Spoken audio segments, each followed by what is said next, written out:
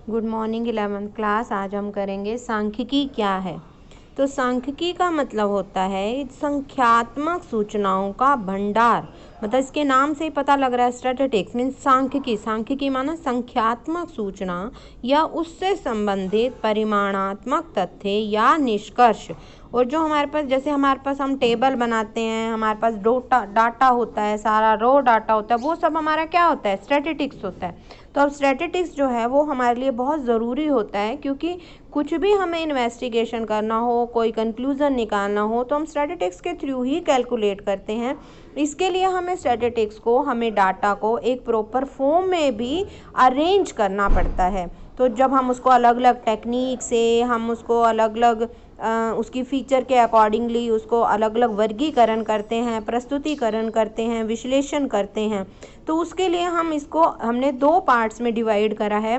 सांख्यिकी को एक वचन और दूसरा है बहुवचन के रूप में सांख्यिकी। तो अब हम पहले करेंगे सांख्यिकी बहुवचन के रूप में। तो बहुवचन संज्ञा के रूप में सांख्यिकी की क्या डेफिनेशन है कि आंकड़े अनुसंधान के किसी विभाग में तथ्यों की संख्या के रूप में ऐसे विवरण होते हैं जो एक दूसरे से संबंधित रूप में प्रस्तुत किए जाते हैं, या वो संख्यात्मक तत्व जो एक लिमिट तक, एक पर्याप्त सीमा तक अनेक कारणों से प्रभावित होते हैं।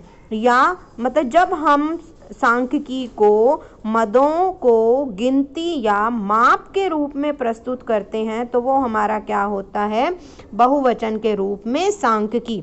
मतलब बहुवचन के सांख्यिकी का मतलब क्या होता है, कोई भी सूचना या जो आंकड़े होते हैं, जब हम उनको बहुवचन के, जैसे हमने जनसंख्या से संबंधित आंकड़े प्रस्तुत करे, रोजगार संबंधी आंकड़े दिए, या व्यय के संबंधित, मतलब जो सार्वजनिक व्यय के रूप में जब हमने आंकड़े बताए हैं, तो वो एक ही कि इतने विद्यार्थी हैं, तो वो हमारे विद्यार्थी कह रहे हैं, जैसे हमने कहा कि हमारी जनसंख्या इतनी करोड़ है, तो ये क्या है, तो हमने एक संज्ञा बताई, हमने डाटा तो एक ही बताया, लेकिन वो है क्या, बहुवचन के रूप में सांख्यिकी।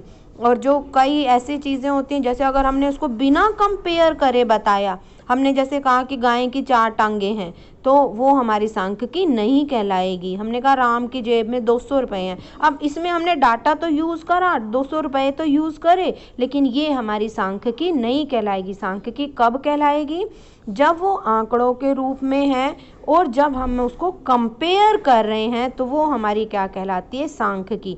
जैसे हमने कहा भारत में 26 साल से ऊपर की आयु के जो युवक हैं, उनकी ऊंचाई 6 फीट है और नेपाल में उनकी ऊंचाई 5 फीट है। हमने उसको कंपेयर कर दिया, तो वो हमारी क्या कहलाएगी, सांख्यिकी कहलाएगी। जैसे हमने कहा कि भारत में जन्म दर 18 प्रति हजार है, अमेरिका में 8 प्रति हजार है, हमने कंपेयर करा दो को, तो ये हमारी क्या कहलाएगी, सांख्यिकी कहलाएगी। ठीक है, तो ये हमारी क्या होती है, सांख्यिकी, बहुवचन के रूप में सांख्यिकी। तो कह रहा है बहुवचन के रूप में संज्ञा या समंकों के रूप में विशेषताएं। अब बहुवचन के रूप में उसकी क्या विशेषताएं हैं। नंबर 1, तथ्यों के समूह। एक अकेली संख्या कभी भी सांख्यिकी नहीं कहला सकती, क्योंकि उससे कोई भी निष्कर्ष नहीं निकाला जा सकता। और उनकी आपस में सांख्यिकी वो होती है जिसकी आपस में तुलना की जा सकती है। नंबर 2, संख्याओं में व्यक्त। सांख्यिकी को संख्या के रूप में व्यक्त किया जाता है। मतलब जैसे हमने कहा कि राम की लंबाई 5 फुट है, शाम की लंबाई 6 फुट है, तब वो हमारी सांख्यिकी कहलाएगी। लेकिन अगर हम ये कहेंगे कि हमने ये कहा कि जब हमने उसको कंपेयर नहीं करा, विशेषताओं के बारे में हमने जैसे कहा छोटा, बड़ा, गरीब, अमीर, तो हम उसको सांख्यिकी नहीं कहेंगे। फिर है हमारे पास अनेक कारणों से प्रभावित। आंकड़ों पर किसी एक कारण का प्रभाव नहीं पड़ता, बल्कि कई कारणों का प्रभाव पड़ता है।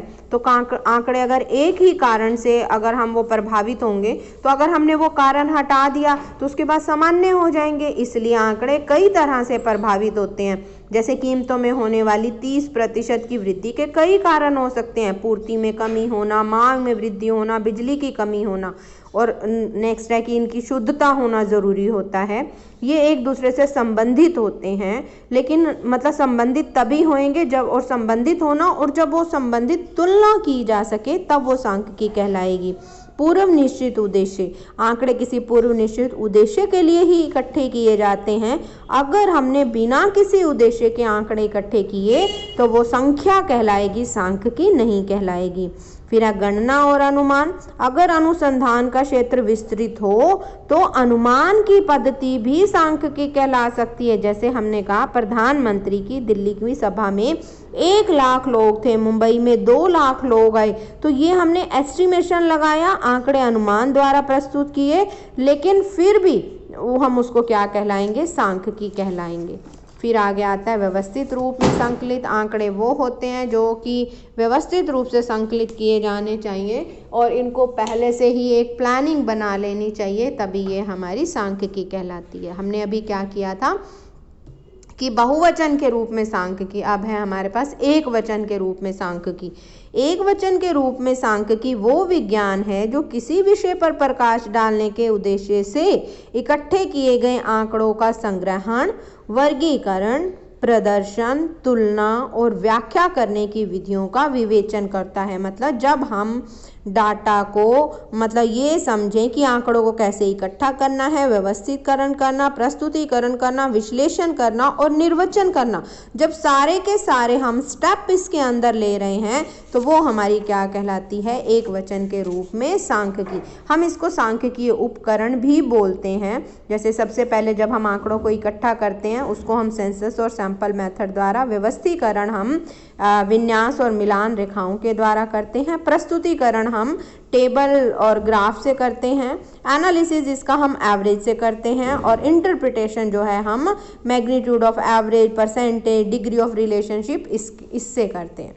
नेक्स्ट है हमारे पास सांख्यिकी का क्षेत्र, ये हम नेक्स्ट वीडियो क्लास में करेंगे। Thank you.